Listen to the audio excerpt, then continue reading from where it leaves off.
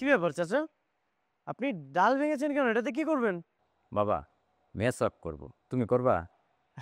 না চাচা, আমি তো ব্রাশ করি। ব্রাশ তো করবাই, কিন্তু মেসওয়াক করা সুন্নত। আমাদের নবী করিম সাল্লাল্লাহু আলাইহি সাল্লাম নিয়মিত মেসওয়াক করতেন। চাচা এটা কিভাবে করে?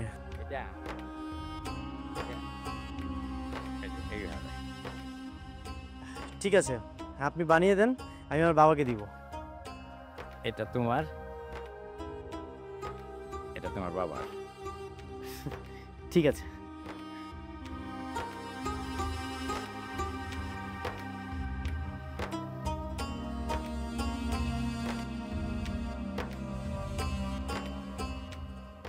দাদু কি করছো? কি করছি? আল্লাহকে ডাকতেছি। কই গেছিলি তুই রমজানের দিন? দাদু আমি একটু নিচে এসেছিলাম। এইটা কি হাতে? মেসওয়াক কই পেলি? দারুণ চাচা দিয়েছে, আর দিয়ে বললো মেসওয়াক করা নাকি সুন্নত। হ্যাঁ ঠিকই বলেছে, কতদিন পর মেসওয়াক দেখলাম। খুব ভালো রে। এটা নবীজির সুন্নাত।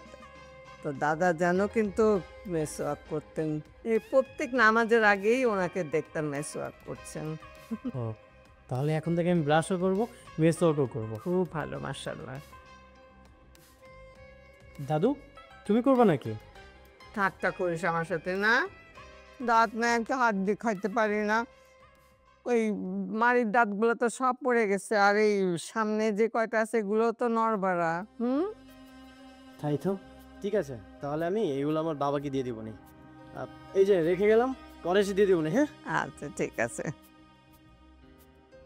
কতদিন পর মেসওয়াক দেখলাম। আল্লাহ। ও, এখানটা একটু দিও। মা প্রেশারটা ঠিক আছে নাকি বললেন? হ্যাঁ সব ঠিক আছে। আচ্ছা শোনো, আজকে যে ইফতার বানাবে তুমি, ইফতারের মধ্যে যে ফল আনার কথা ছিল ওগুলো কি এনেছে? মা সব এনেছে, সব কিছু ঠিকঠাক কর, আপনি একটু রিল্যাক্স করেন, আমি সামনে নিই। আমরা কিন্তু নতুন নতুন ইফতার বানাবো বেশ সুন্দর করে করে। এই দিকটা একটু দিও। কি রে, তুই এরকম চুপচাপ বসে আছিস, মনটা কি খারাপ?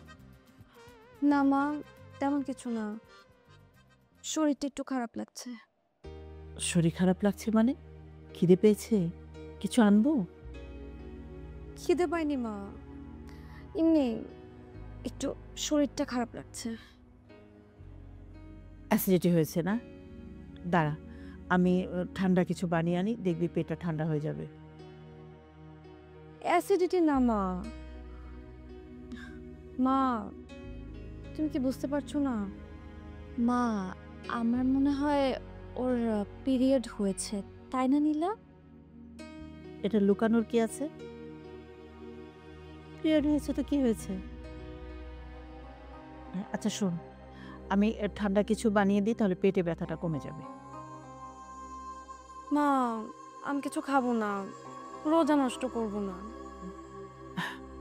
দেখো শোনো, এই 7টা দিন রোজা না রাখলেও চলে, কারণ আল্লাহ তাআলা আমাদেরকে এই ছাড়টা দিয়েছেন। এই 7টা দিন আমরা সব খেতে পারবো, আমরা রেস্ট করতে পারবো, কিন্তু আল্লাহ তাআলা এই রোজা রাখার সওয়াবটা আমাদের দিবেন। ঠিক আছে? আর একটা কথা, সবার সামনে কিন্তু তুমি খাবে না, বিশেষ করে রোজাদারদের সামনে।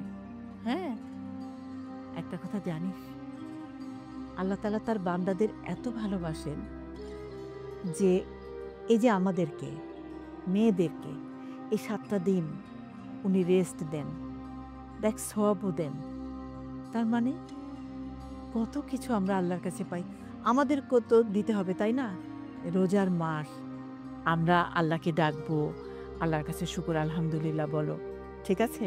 তাহলে সওয়াব পাবে। মা তুমি সত্যি বলছো তো? হ্যাঁ সত্যি বলছি। আর ইসলাম না আমাদের রাস্তাটা এত সহজ করে দিয়েছেন, শুধু জানতে হবে। আমার আম্মু কত কিছু জানায়। তোমাকে এত ভালোবাসি। তোমাদেরও জানতে হবে, আর আল্লাহকে ভালোবাসতে হবে, স্মরণ করতে হবে। এই যে মাসটা, রোজার মাসটা, এটা নিয়ামতের একটা মাস। এই দিনে যত তুমি জিকির করবে, তত তুমি সওয়াব পাবে। মনে করো যে আল্লাহ তাআলা জান্নাতে যাওয়ার এত সুন্দর একটা মাস তৈরি করে দেন যে তুমি যত ইবাদত করবে, যত তুমি তাকে স্মরণ করবে, তোমার মনের কালিমা দূর হয়ে যাবে, তত তোমার বেহেশতের রাস্তাটা সুন্দর হয়ে যাবে। তাই সবসময়ের জন্য আল্লাহর জিকির করবে। 7 দিন তো তুমি আল্লাহর জিকির করবে, আল্লাহকে স্মরণ করবে, তাতেই চলবে। ঠিক আছে? আর নীলা, তোমার যদি কোনো কিছু লাগে আমাকে বলবো। ঠিক আছে। সবাই মিলে ইফতার বানাবো, চলো।